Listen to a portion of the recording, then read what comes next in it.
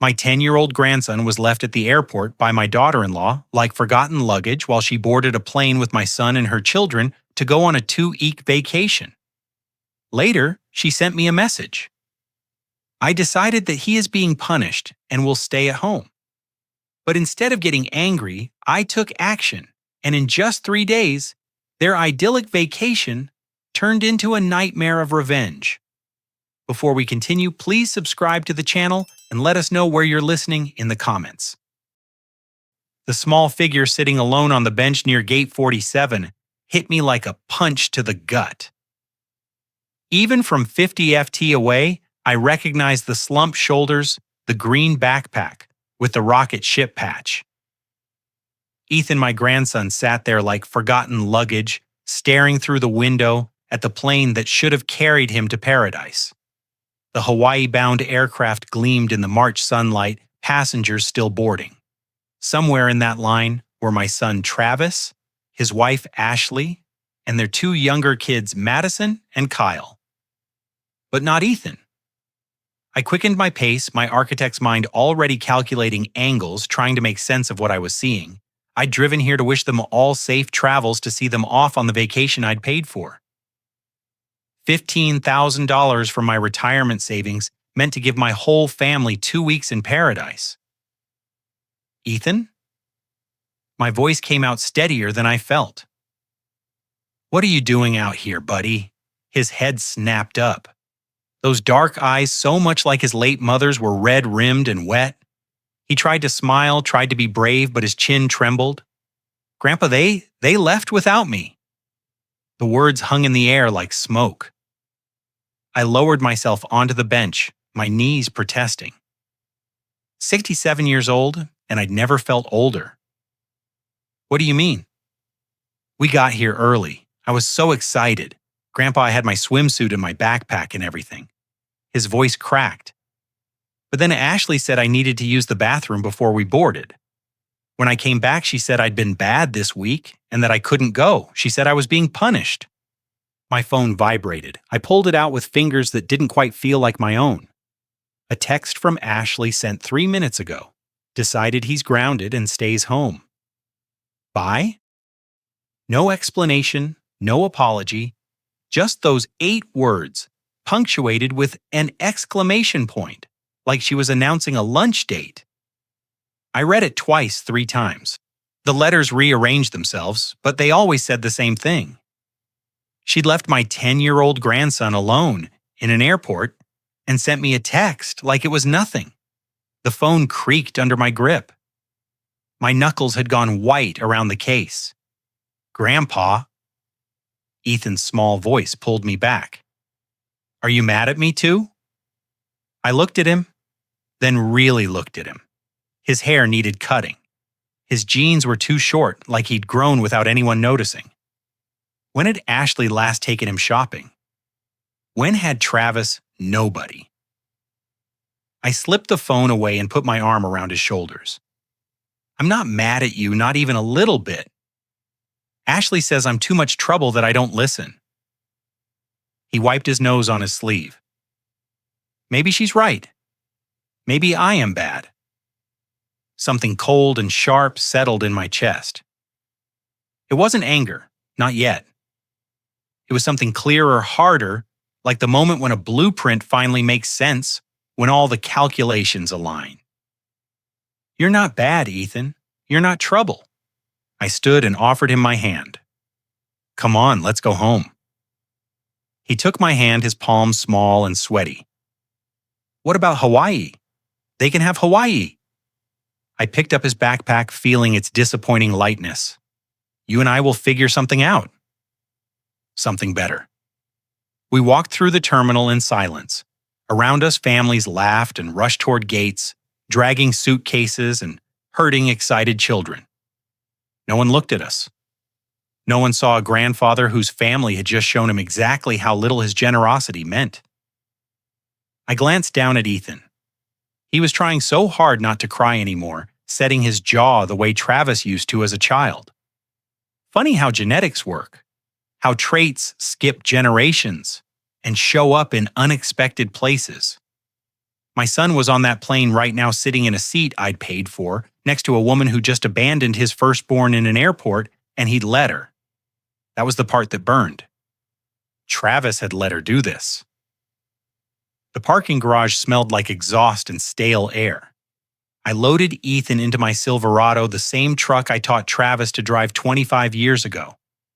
The leather seats were cracked now. The dashboard faded, but the engine still purred. "Can we get ice cream?" Ethan asked quietly. "Absolutely." I checked my mirrors backed out. Rocky road with gummy bears on top. "The whole bag if you want." He smiled, then just a little. It didn't reach his eyes, but it was something.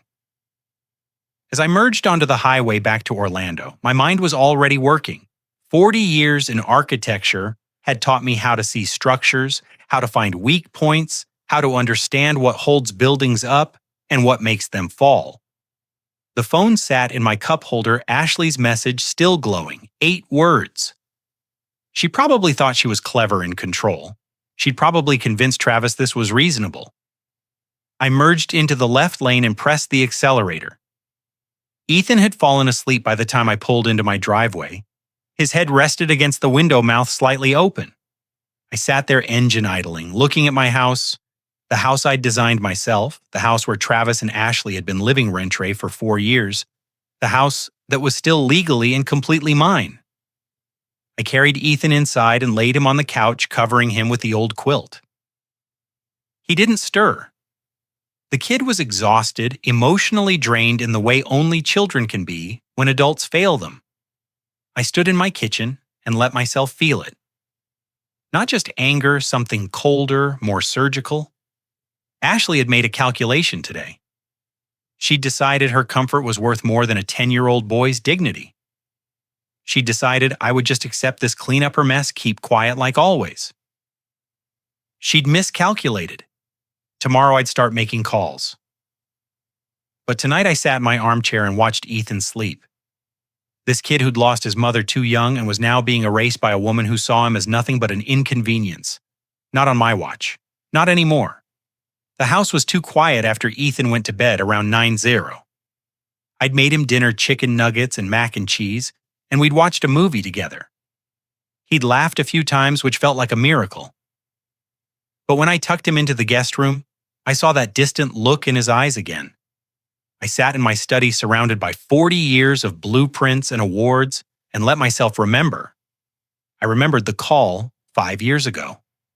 Travis's voice on the phone, broken and raw.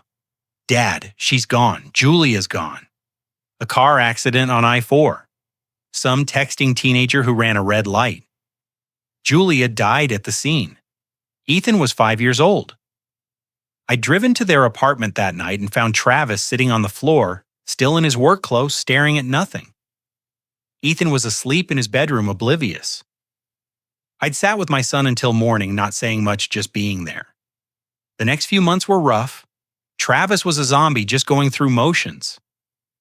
I'd taken Ethan most weekends, sometimes whole weeks. We'd built a treehouse together that summer. While I built it, he handed me tools and told me stories about dragons. That kid had his mother's imagination. "Grandpa, will Dad be okay?" He'd asked one afternoon, his hands covered in wood stain. "He will," I'd promised. "It just takes time." I'd believe that. I'd believe Travis would heal, that we'd figure it out as a family, that Ethan would grow up knowing he was loved. Then Ashley appeared. They met at Travis's company holiday party about 18 months after Julia's death. Ashley was vibrant, charming, always smiling. She worked in marketing, knew how to make people feel special. Travis lit up around her in ways I hadn't seen since before Julia died. "She's amazing, Dad." He told me after their third date, "She's so good with Ethan. She could be really good for us." I'd wanted to believe it. So when Travis introduced me to Ashley properly, I'd smiled and told her I was glad to meet her. The early signs were subtle. I noticed them, but I told myself I was being paranoid, overprotective. At Travis and Ashley's wedding, there was a moment during the family photos. The photographer wanted a shot of just Travis, Ashley, and their kids. Madison was 2. Ashley's from a previous relationship. Ethan had stepped forward to join them, and Ashley had placed a hand on his shoulder gently but firmly, guiding him back. "Just my daughter for this one, sweetie," she'd said with that bright smile. Travis hadn't said anything. I'd watched him avoid Ethan's confused eyes. After the wedding, they'd needed a place to stay. "Just temporarily, Dad," Travis had assured me. "Until we find something." My house was big enough. 4 years later, they were still there. I'd watched the pattern develop. Ashley would make dinner but forget to call Ethan until everyone else had been served. His portions were smaller. His birthday presents cost less than Madison's or Kyle's. Kyle was 2 now, Ashley and Travis's son together. When Ethan made the honor roll, Ashley barely acknowledged it. When Kyle learned to use the potty, there was a full celebration. "She's just busy with the little ones," Travis would say when I pointed it out. You know how it is with toddlers. I did know. I'd raised Travis and his sister. I'd never been too busy to celebrate my kids' achievements, no matter how small. The financial reality was something I'd been avoiding. But sitting in my study that night, I made myself pull out the files, the house deed with my name alone on it, the loan statements for the Audi Q7. And I'd co-signed for a wedding present. Ashley had requested the credit card bills that came to my address because I was the primary account holder. I did the math. Over 4 years, I'd subsidized their lifestyle to the tune of at least $200,000. The house alone would have cost them $600 a month to rent in this neighborhood. $200,000. And today, Ashley had decided my grandson wasn't worth a seat on an airplane. I remembered Ethan's Fth birthday, a month after Julia died. I'd thrown him a party at my house because Travis wasn't capable of organizing anything. 20 kids, a bounce house, a dinosaur cake. Ethan had hugged me so hard that day. "You're the best grandpa ever," he'd said, his face sticky with frosting. "You're the best grandson ever," I told him. I'd meant it. I still meant it. What had happened to that promise? When had I become complicit in Ashley's systematic erasure of this kid? I told myself I was keeping the peace, being supportive. But the truth was uglier. I'd been a coward. I'd watched it happen and done nothing until today. I looked at the clock. Nearly midnight. In Hawaii, it was 6 p.m. Travis and Ashley would be settling into their hotel, probably enjoying sunset drinks, while Madison and Kyle played in the sand, living it up on my dime. My phone sat on the desk, still showing Ashley's message. "Decided he's grounded and stays home." Bye? The casual cruelty of it still made my chest tight. But beneath the anger, something else was forming, something cold and precise. Architecture had taught me that the most elegant solutions are often the simplest. You don't need complicated schemes or dramatic confrontations. You just need to know which support beam to remove. I opened my laptop and started making notes. Names, numbers, account information. By 2 a.m., I had a list. By 3, I had a plan. It wasn't complicated, it was remarkably straightforward, which made me smile for the first time since the airport. 40 years of building had taught me construction, but it had also taught me demolition. And sometimes demolition is the only path forward. I checked on Ethan one more time before bed. He was sprawled across the mattress, one arm hanging off the side, deeply asleep. His face was peaceful now, younger looking in sleep. "It's going to be okay, buddy," I whispered. "I promise." This time I meant to keep that promise. No more being quiet, no more keeping the peace. Ashley had made her choice today when she left him in that airport. Now it was my turn to make mine. The next 3 days passed in a strange kind of clarity. Ethan stayed with me, sleeping in Travis's old room, and I told him his dad and Ashley were having some time away. He seemed relieved more than upset, which told me everything. I spent those days doing what architects do best, analyzing structures. Only this time, the structure was my own life. On the morning after the airport, I pulled out my file cabinet. property deed for the house, purchased 20 years ago entirely in my name. Mortgage paid off in 2015. Current market value $950,000.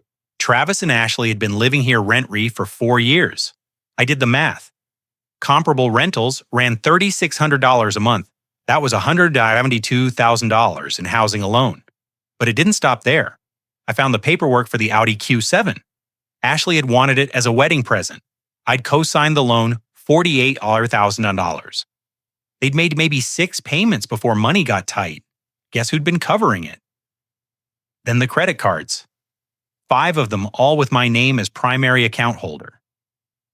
Ashley was an authorized user on all. I pulled up the statements online going back 4 years. Nordstrom, Sephora, Whole Foods, SoulCycle Premium membership, $600 a month, Louis Vuitton Tiffany. The charges went on and on, a parade of Ashley's lifestyle funded by my retirement account. The total made me set down my pen and laugh. Not a happy laugh. The kind that comes when something is so absurd, you can't believe it's real. $2,100,000 over 4 years. That was the price tag for my silence, apparently. The cost of not making waves while my grandson got pushed to the margins. Grandpa. Ethan appeared in my study doorway holding his math workbook. Can you help me with fractions? Of course, buddy. I closed the files, pull up a chair. As I helped him, I watched him. Really watched. He was careful with the pencil, double-checking his work, nervous about mistakes. That wasn't how kids should approach homework. That was how kids approached it when mistakes felt catastrophic. You're doing great, I told him when he got an answer right. His whole face lit up. Really you're smart, Ethan. You know that, right? He shrugged. Ashley says I need to try harder, that I'm not as quick as Madison. Madison was 7, Ethan was 10. Different grades entirely. Ashley doesn't know what she's talking about. After Ethan went to play outside, I made coffee and stood at the kitchen window watching him climb the old oak tree. My mind kept circling back to that number. 230 rights, another euro. And for what? So Ashley could play Lady of the Manor. So Travis could avoid growing up. So they could both pretend Ethan didn't exist while living in a house I'd built with my own hands. I thought about all the times I'd bitten my tongue.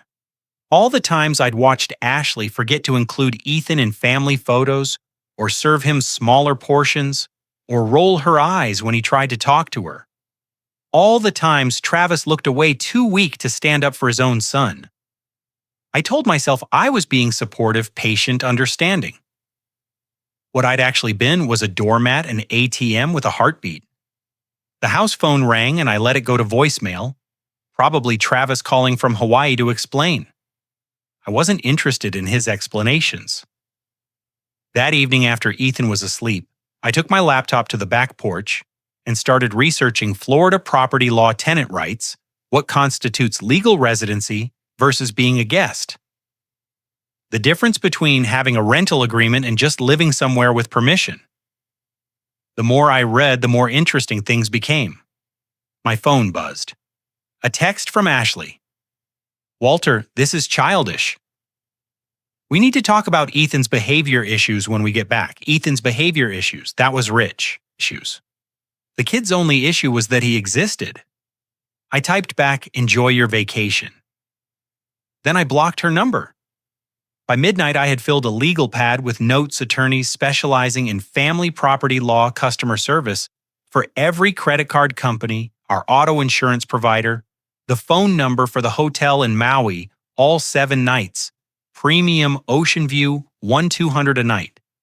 I'd paid for their paradise every single cent. And suddenly, sitting there in the dark, with crickets chirping and Ethan safe asleep upstairs, I understood something fundamental. The power in this situation had always been mine. I'd just been too busy being nice to use it. Travis and Ashley had built their entire life on my foundation, literally and figuratively. They'd gotten comfortable, complacent. They thought I'd never pull the rug out because I never had before. They'd forgotten something important about architects. We don't just know how to build, we know how to demolish. And we know exactly which supports to remove to bring the whole structure down. I looked at my notes at the list of phone numbers and account information at the house deed at the calendar showing March the 13th. They'd left yesterday, which meant they had 12 more days in Hawaii. Plenty of time. I picked up my phone and scrolled through my contacts. I had work to do starting tomorrow morning. But first I texted Ethan's friend's mom. Change of plans. Ethan's staying with me for a while. Then I opened a new note on my phone and titled it Project Demolition.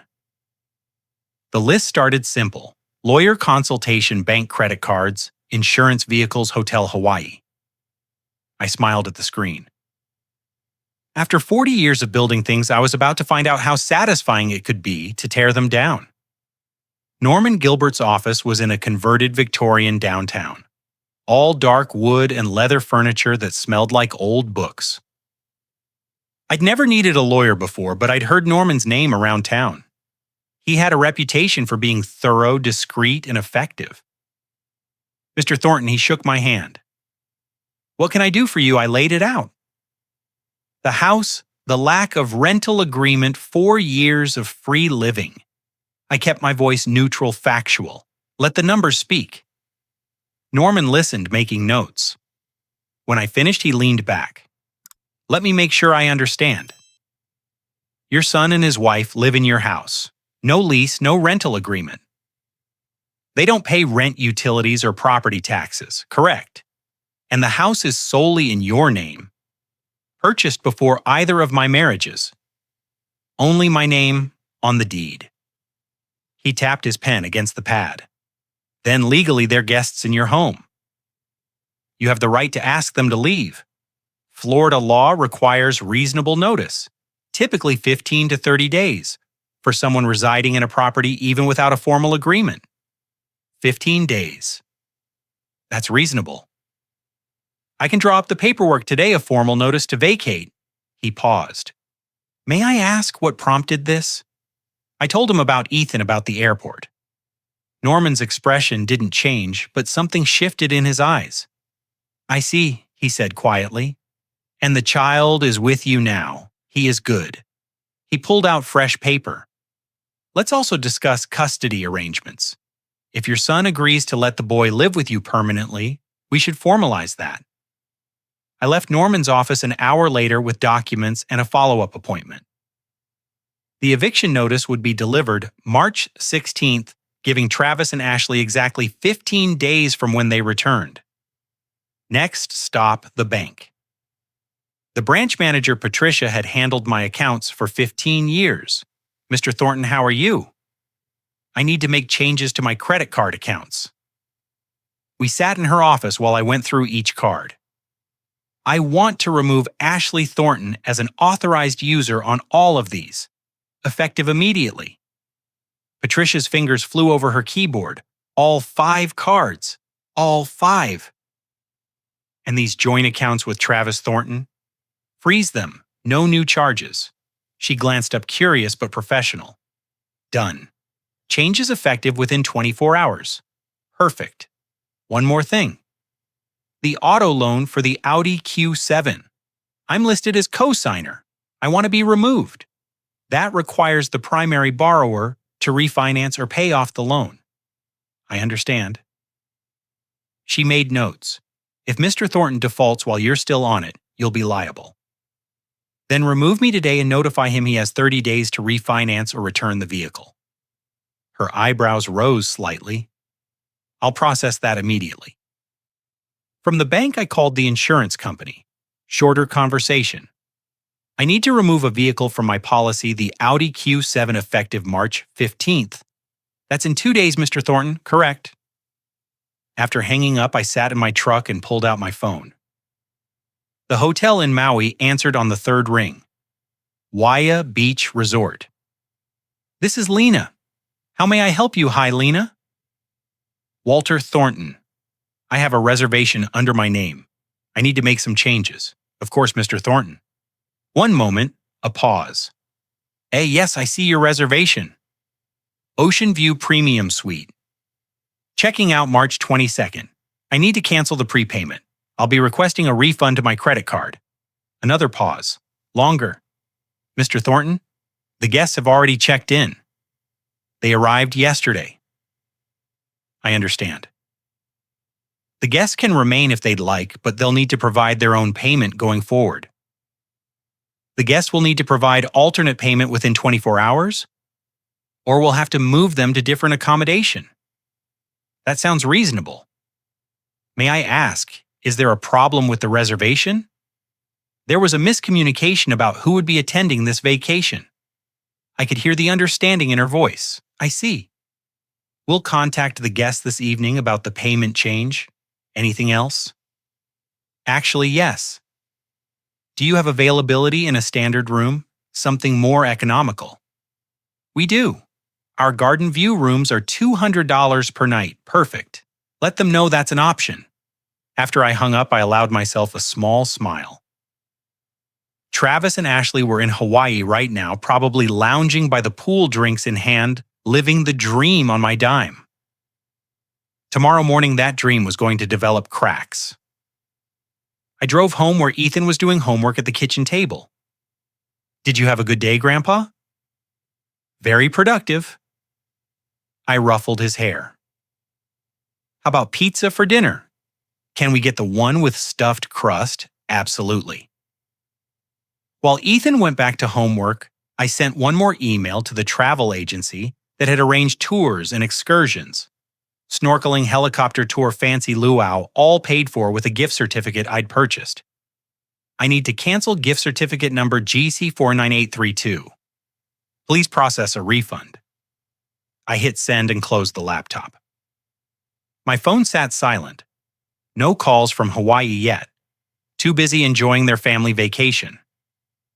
The family that apparently didn't include Ethan. I looked at the calendar. March 13th.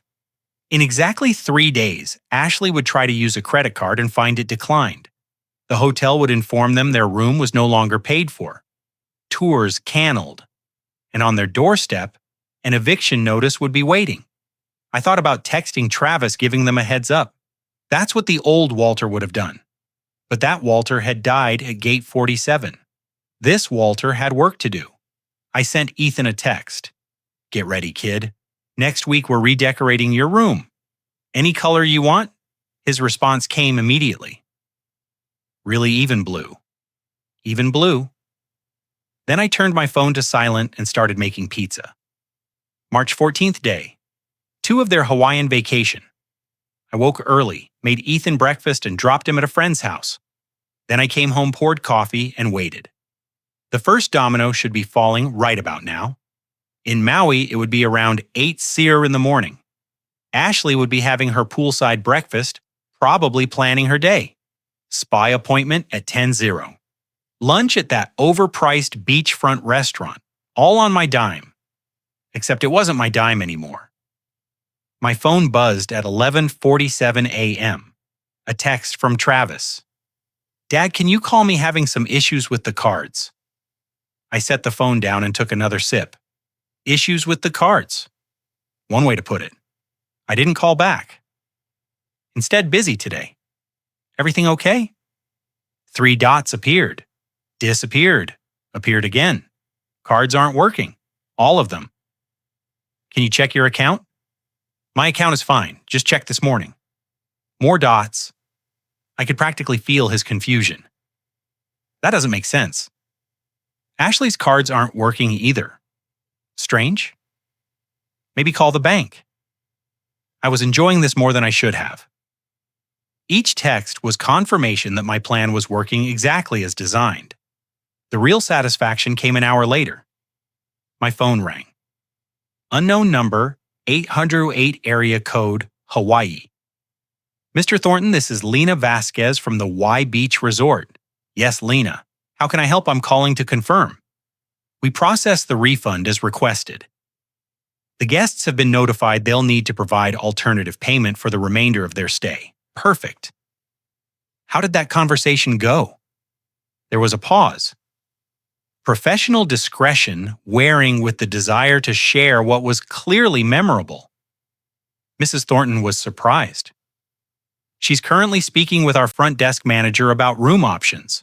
I appreciate your help, Lena. Of course, said Mr. Thornton. For what it's worth, we deal with many families here. What you described about your grandson. She trailed off. Well, I hope everything works out.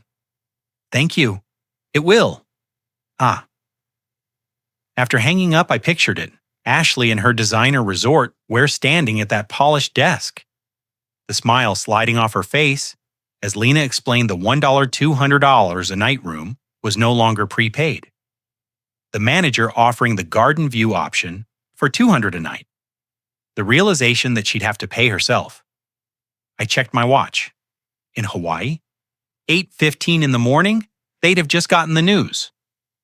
Ashley was probably frantically calling Travis, who was probably frantically calling the bank, who was probably very politely explaining that the account holder me had removed her as an authorized user.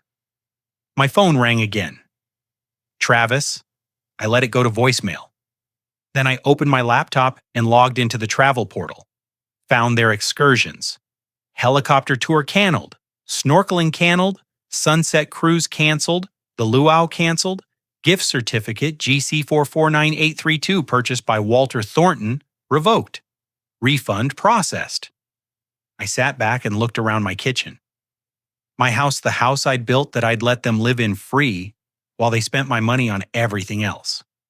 Ethan's lunchbox was on the counter from this morning. I'd packed it.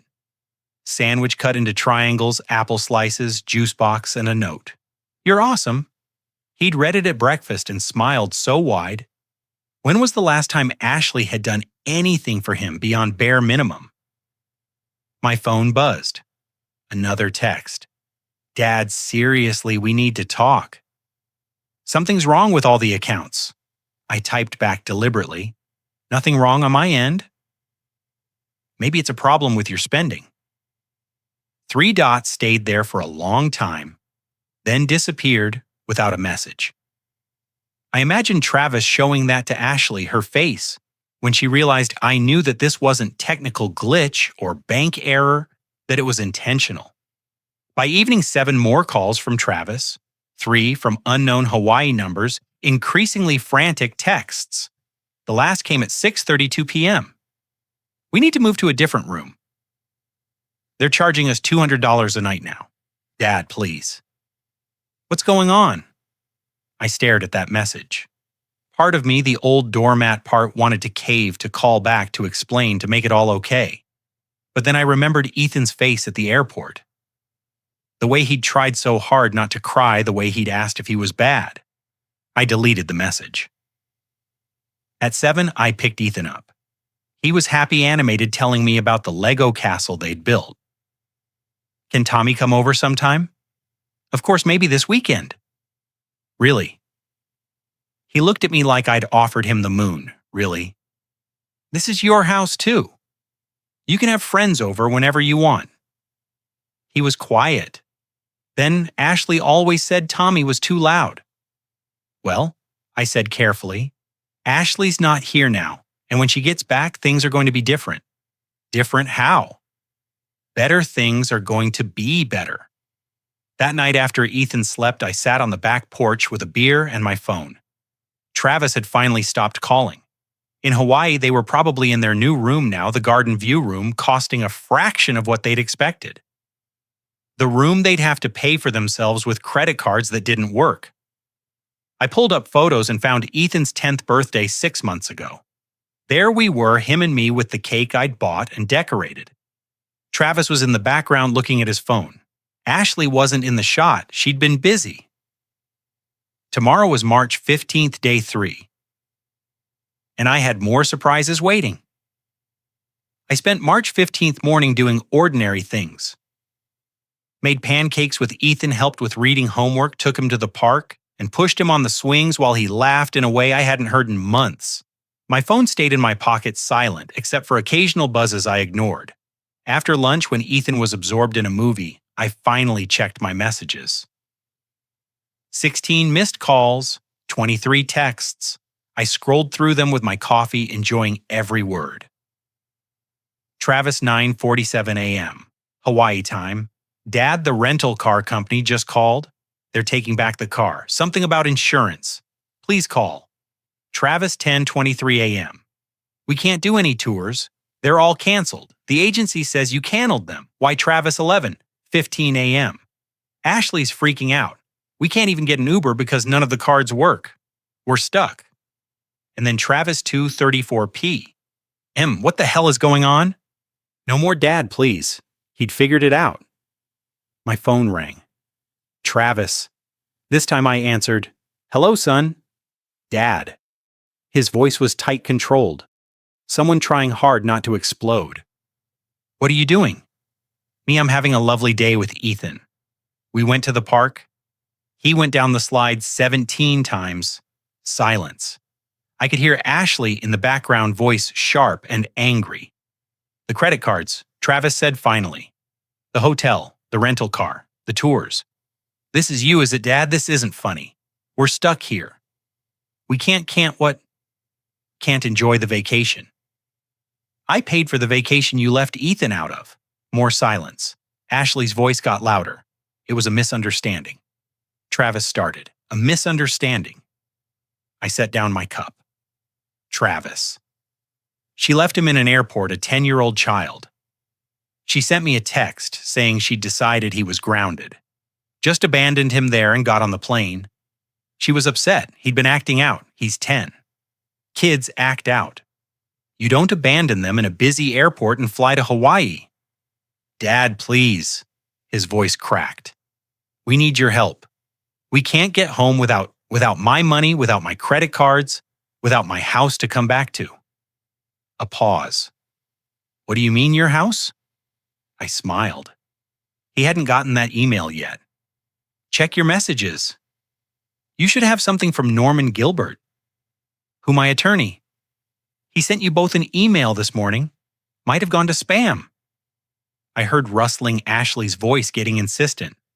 Then Travis hollow. An eviction notice. You're evicting us. Technically notice to vacate since you don't have a lease 15 days from when you return. You can't do this. That was Ashley. She'd grabbed the phone. We're family. You can't just throw us out. Ashley, tell me something. Where's Ethan right now? What simple question?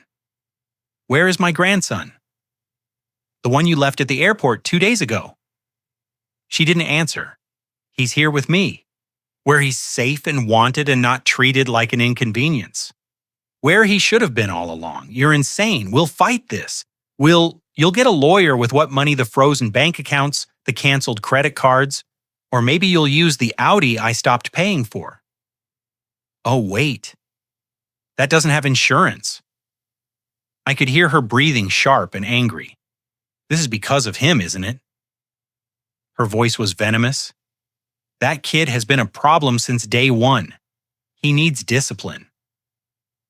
That kid is your stepson, Travis's son, a child who lost his mother and deserved better than you. Travis, are you hearing this? Your father is choosing some brat over your own family.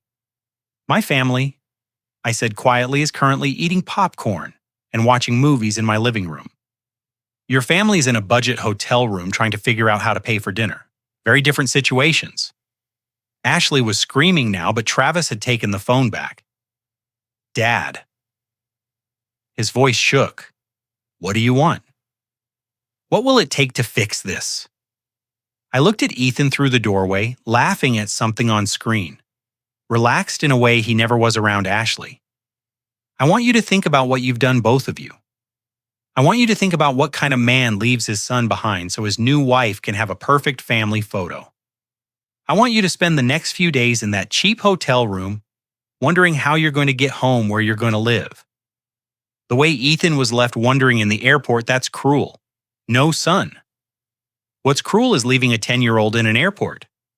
What I'm doing, this is called consequences. I hung up. My hands shook slightly, not from anger. That had cooled into something harder from satisfaction. After 4 years of watching them take and take, I'd finally taken something back. My phone immediately started ringing. I powered it off.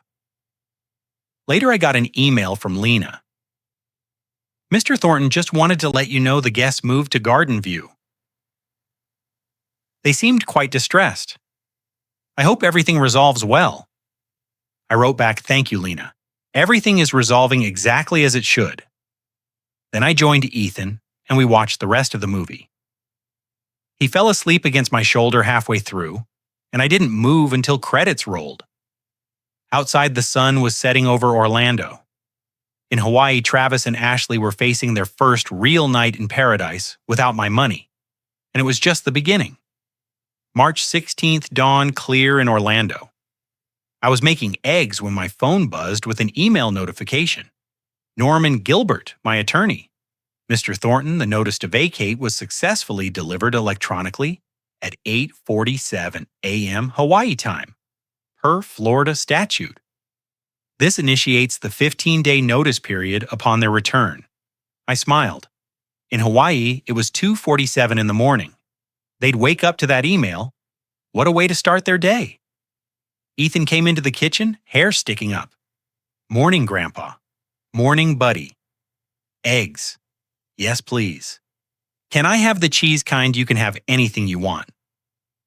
While he ate, I checked my messages.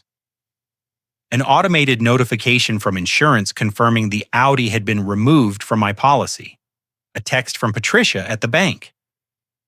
The cosigner removal on Travis's car loan had been processed. Everything was falling into place. My phone rang around 10 Daros, unknown Hawaii number. I let it ring through, then listened to the message. It was Travis. His voice was different now, hollow, defeated. Dad, we got the eviction notice. The email from your lawyer. I don't understand how it came to this. Ashley's trying to call her family, but nobody's answering. Insurance called about the Audi. The bank called about my car. Everything's falling apart. There was a long pause.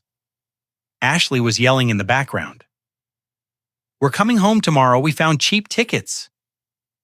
I don't know what we're coming home to, but we're coming back. I hope this was worth destroying your relationship with your son. The message ended. I sat there, phone in hand.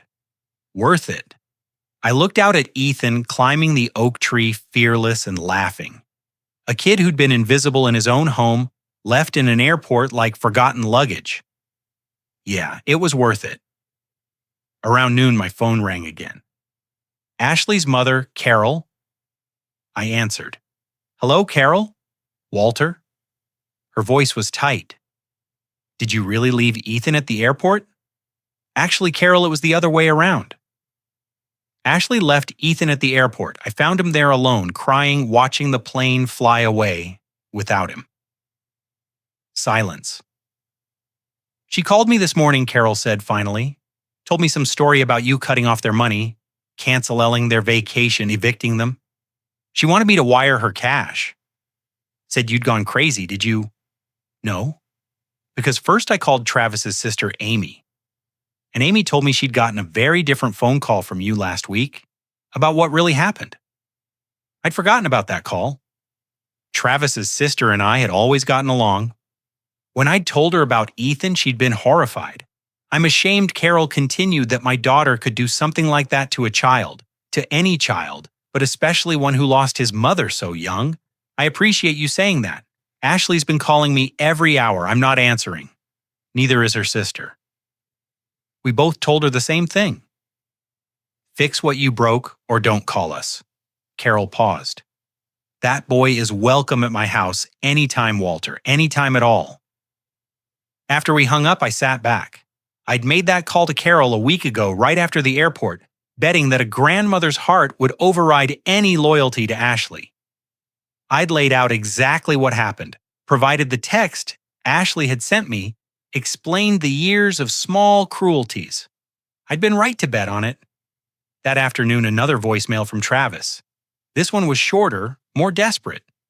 Dad, Ashley tried to call her mom her sister. Nobody's picking up. How did you talk to them? What did you tell them? There was a bitter laugh.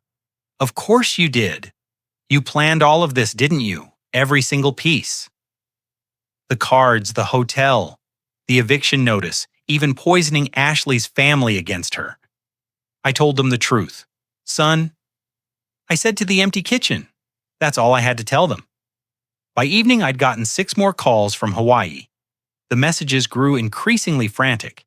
Ashley had apparently tried to book a hotel for when they got back to Orlando, only to find that with no working credit cards, she couldn't put down a deposit. Travis's last message came at 8:00 p.m. We leave tomorrow morning, early flight. We'll be back by evening. Dad, please whatever you're planning when we get there. Please remember that Madison and Kyle are just kids. They didn't do anything wrong. He was right about that. Madison and Kyle were innocent, but they weren't my responsibility anymore. I texted back 4 words.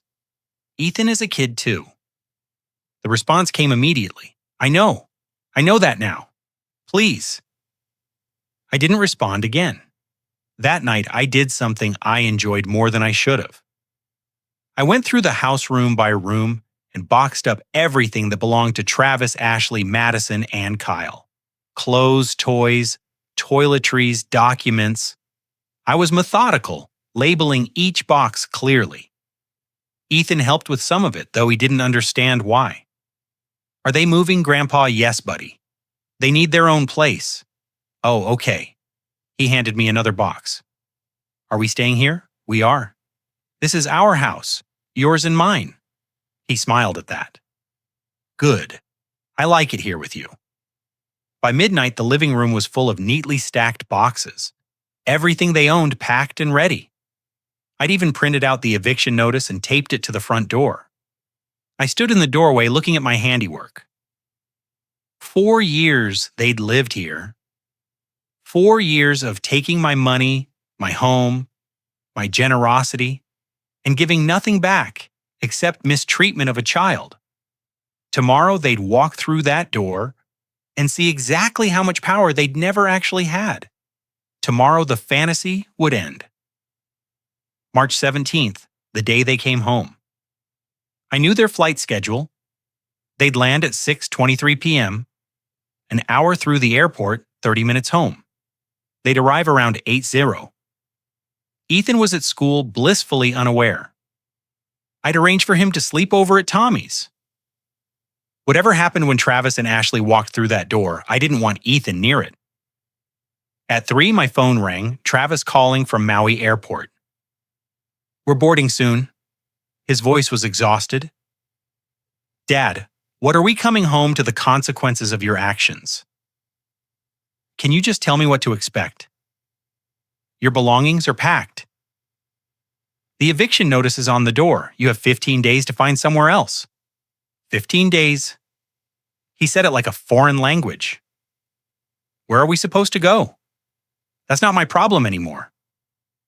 We have kids, Madison and Kyle. You have 3 kids. I interrupted.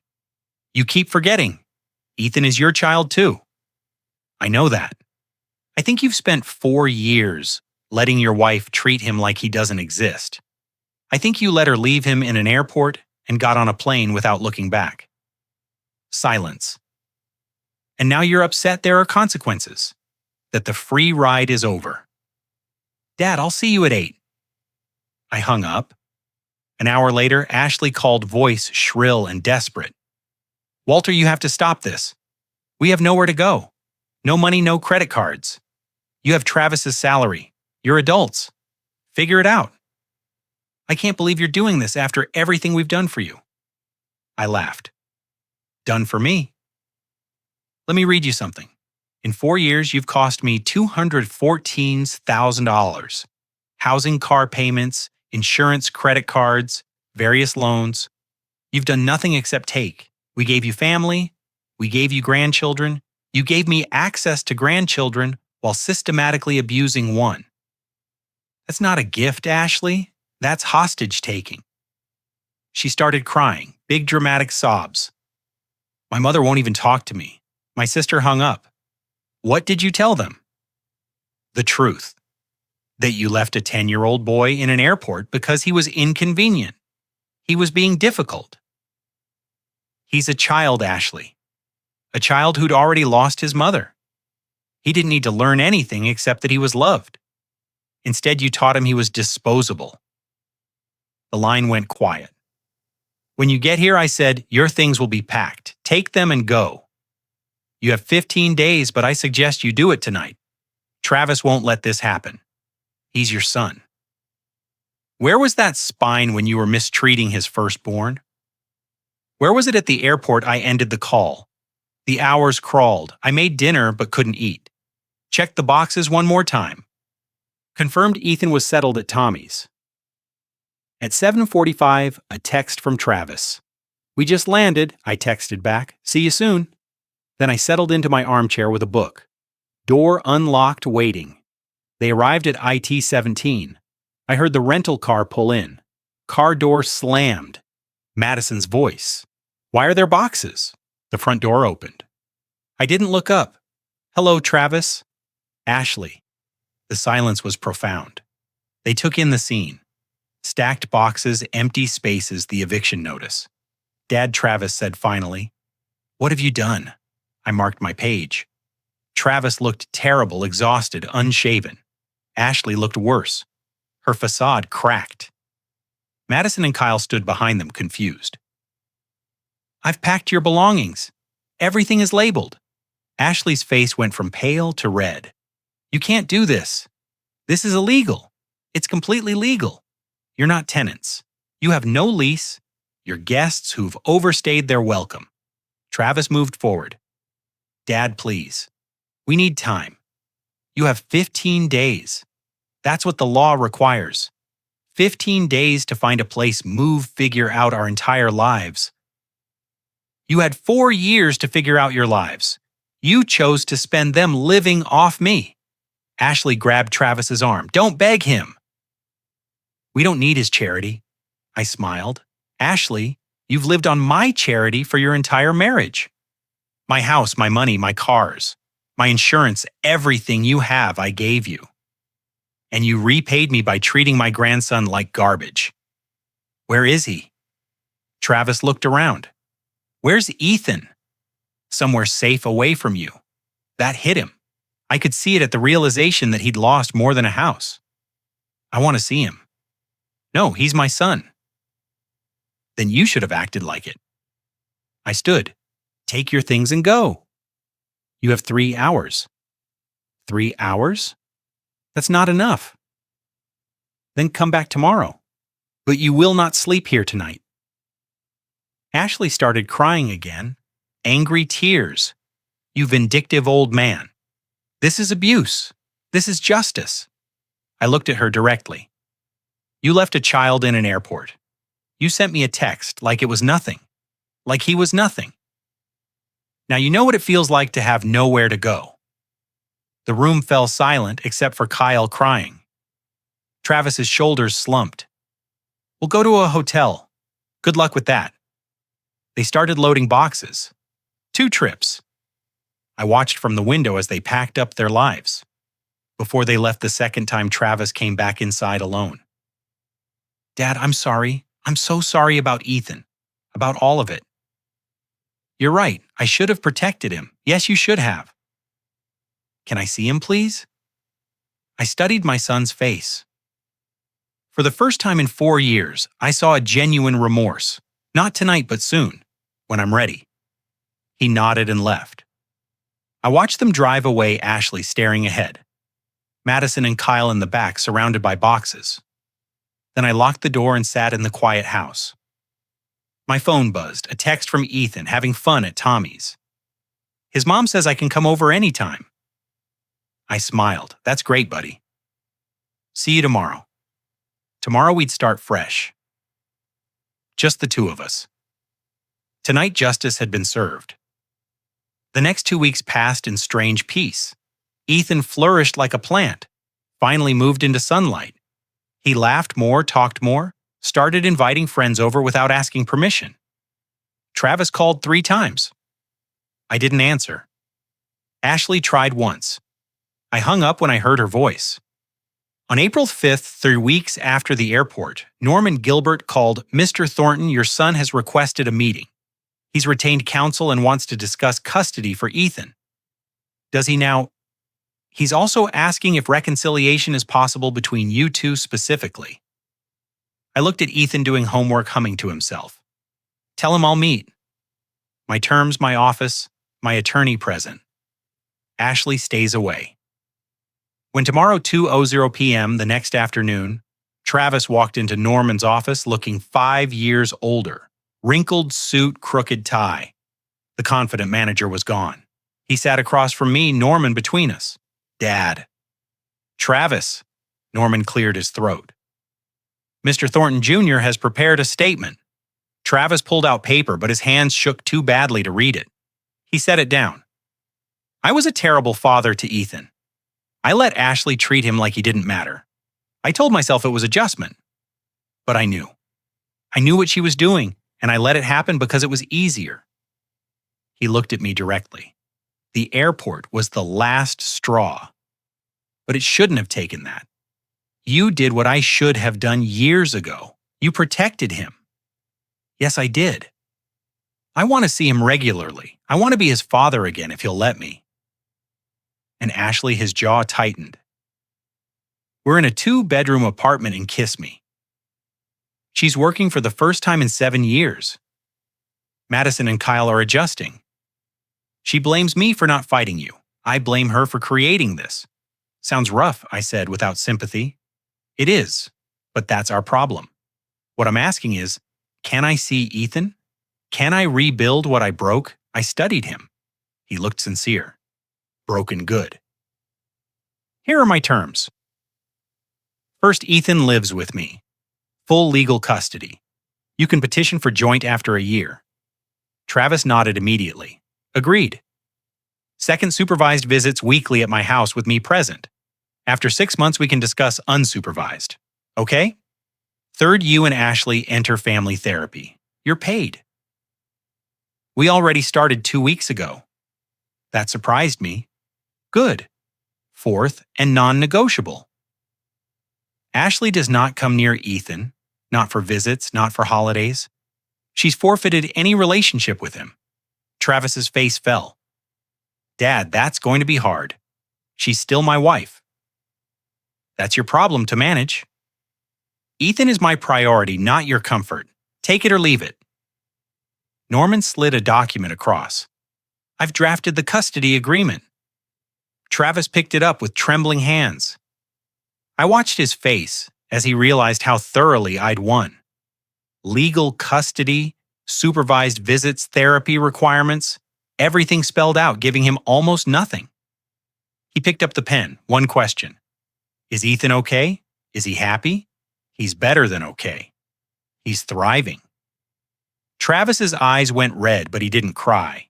He just signed each signature, looking like it cost him something. You can see him Saturday, 2 p.m. Don't be late. Travis stood. Thank you, Dad. For protecting him when I wouldn't. Don't thank me, show up, be present, be the father he needs. He nodded and left. Norman waited. That went better than expected. He's lost everything. The least he can do is be a decent father. And if he isn't, then the agreement gives me power to cut him off completely. I smiled. I learned my lesson about being too trusting. That evening I sat Ethan down. Your dad wants to see you. He'd like to visit on Saturdays. Ethan was quiet. Do I have to know? Never. But I think he's trying, buddy. He made bad choices, but he's your dad. What about Ashley? Ashley won't be coming around ever. Ethan's shoulders relaxed. Okay, then maybe I'll see Dad, if you're there too.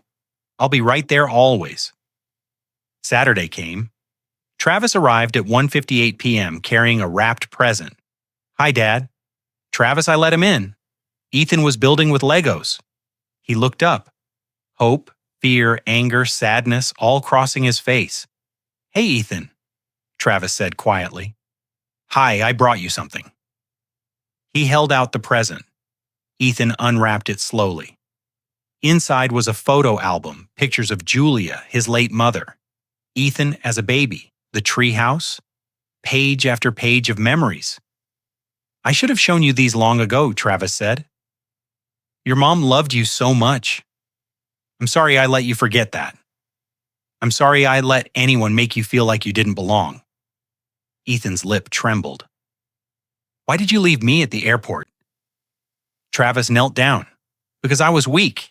Because I let someone else decide what mattered more than you. And that was wrong. Unforgivable. I know sorry doesn't fix it, but I'm going to try to do better if you'll let me. They talked for an hour. I stayed in the kitchen close enough to intervene, letting them have their moment. When Travis left, Ethan held the photo album like treasure. Grandpa. Yeah, buddy. I think maybe it'll be okay with Dad. Maybe it will. That night on the porch with my beer, I allowed myself satisfaction. 3 weeks ago, they'd left a child in an airport. Now Travis was rebuilding what he destroyed. Ashley was facing consequences, and Ethan was safe. Justice wasn't always fast, but when it arrived, it tasted sweet. 2 months later, life had settled into unexpected normalcy. Travis came every Saturday.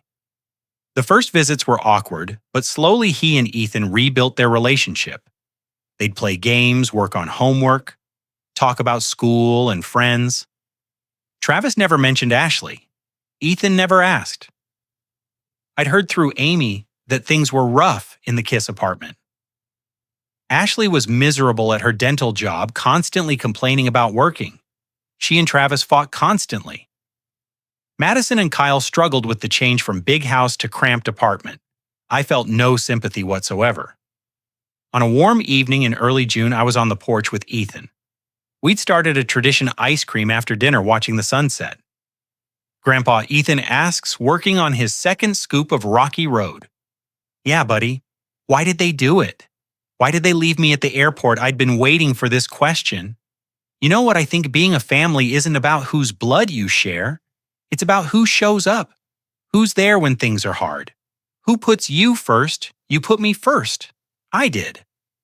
Because that's what people do for the ones they love. He was quiet. Do you think Ashley ever loved me? That one was harder. I think Ashley loved the idea of a perfect family more than she loved the actual people in it. And when you didn't fit her picture, she decided you were the problem. But here's the thing, you were never the problem. You were never too much or too difficult or not good enough. Ashley just didn't know how to love someone who wasn't exactly what she wanted. That's sad. It is for her. I'm glad I'm here with you. Me too, buddy. Me too. We sat as the sun painted the sky orange and pink, and I felt something I hadn't felt in years, complete peace. The house was ours. The future was ours. Nobody was taking that away. The doorbell rang around 8. I wasn't expecting anyone. Travis stood there alone. Can we talk? I let him in. Ethan was upstairs playing video games. I wanted to tell you in person. Ashley and I are separating. She's moving in with her sister in Tampa. Papers will be filed next week. I'm not surprised. She never got over what you did. She blames you for everything. Losing the house, the cars, the lifestyle. She can't accept that her own actions caused this. Some people never do. I know you don't care, but I need to say it.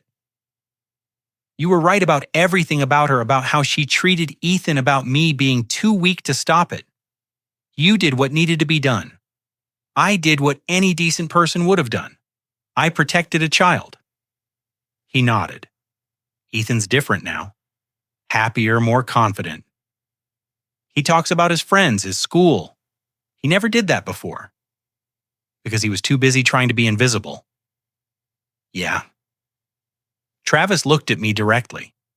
I failed him as a father, but I'm asking for a chance to make it right, to be part of his life, to show him I can be better. I thought about the boy upstairs who'd been abandoned and had every reason to never trust again. Keep coming on Saturdays. Keep being consistent. Keep putting him first. And in 6 months, we'll talk about expanding the arrangement. Thank you, Dad. Don't thank me. Thank him. He's the one giving you another chance. After Travis left, I went upstairs. Ethan was sprawled on his bed, controller in hand. Hey, champ, your dad stopped by. I know, I heard. He paused his game. He's getting divorced, isn't he? Yeah, he is? Is that my fault? No, that's between your dad and Ashley. You're not responsible for their choices. Good, because I was worried I'd feel bad, but I don't. Is that wrong, nobody? That's not wrong at all. He went back to his game, and I stood watching him.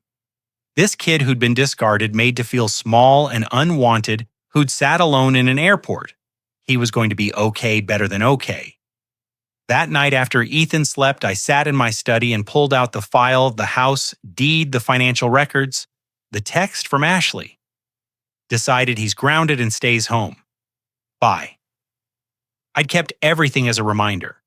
A reminder that silence isn't strength, that keeping the peace isn't worth losing yourself. That sometimes the kindest thing is cutting out the rot before it spreads.